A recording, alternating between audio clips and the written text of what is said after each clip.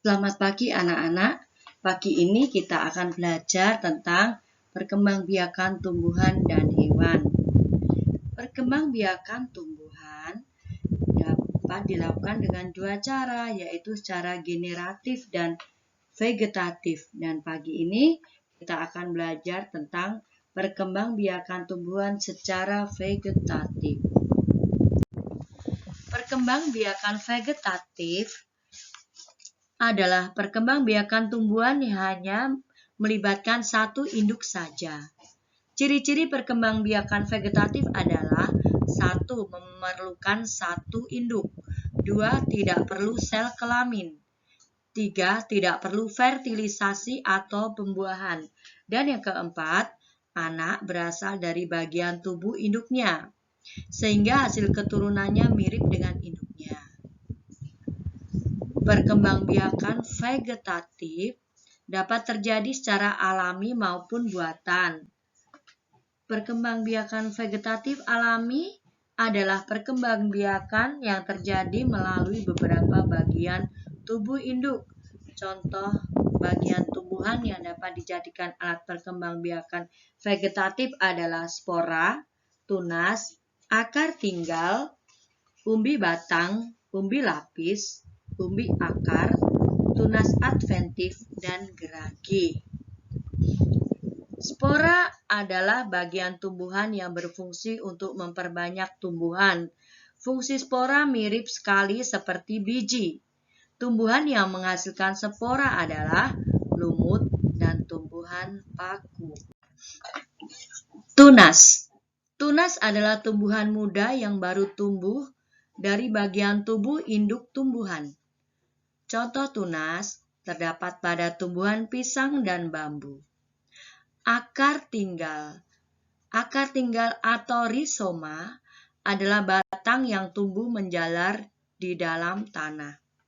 Ciri-cirinya, bentuknya seperti akar, tetapi berbuku-buku, dan pada ujungnya terdapat kuncup atau calon tunas. Pada setiap buku terdapat sisik yang berasal dari daun. Contoh akar tinggal adalah akar tinggal pada lengkuas, jahe, dan kunyit. Umbi batang. Umbi batang merupakan batang yang menggembung dan tumbuh di dalam tanah. Pada umbi batang terdapat mata tunas. Jika ditanam dari mata tunas, akan muncul tunas. Contoh kentang, ubi jalar, bengkuang. Umbi lapis.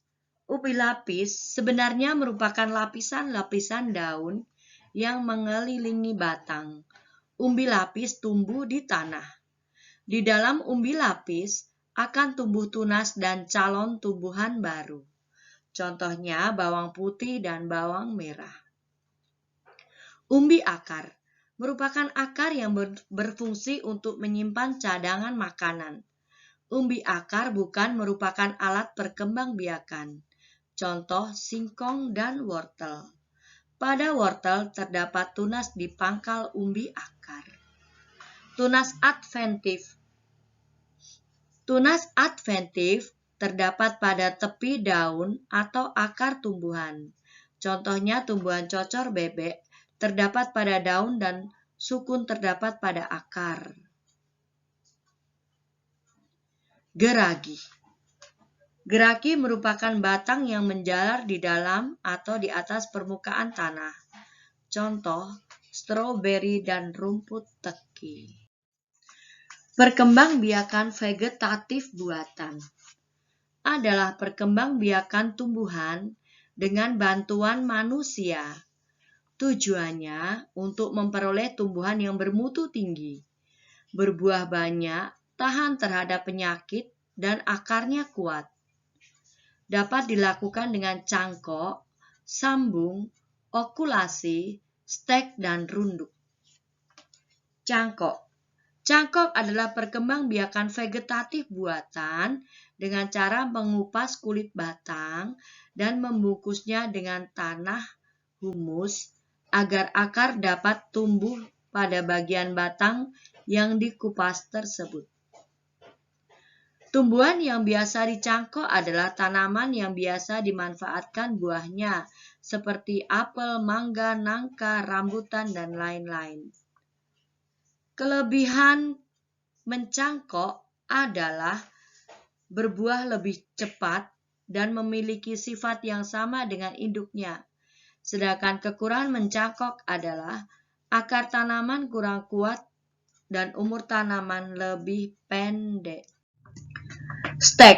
Stek adalah perkembangbiakan vegetatif buatan dengan cara memotong bagian tumbuhan. Potongan tersebut ditanam langsung ke tanah. Syarat utama tumbuhan yang dapat distek adalah masih mempunyai mata tunas dari bagian tumbuhan. Contohnya singkong, mawar, dan soka. Sambung. Dengan menggabungkan dua batang tanaman yang sejenis. Tujuannya adalah menggabungkan sifat-sifat unggul dari dua tanaman sehingga diperoleh tanaman yang memiliki sifat-sifat unggul. Contoh mangga dan rambutan. Misalnya menyambung dengan batang atas diambil dari tanaman yang memiliki buah yang manis dan banyak dengan tanaman yang memiliki batang dengan akar yang kuat.